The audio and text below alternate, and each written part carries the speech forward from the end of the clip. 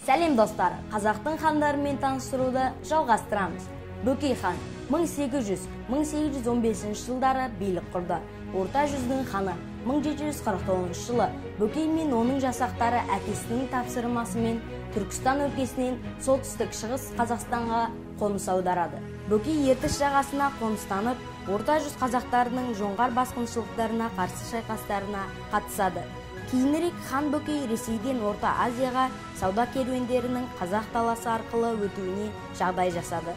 Осы мақсатта 1785 жылы хан Ресейдегі тұңғыш қазақ елшілігін белсенді түрде қолдады. Алаш қозғалысының белгілі көсемі Әлихан Бөкейханов Батыр Сұлтанның шөбересі, Бөкей ханның ұрпағы.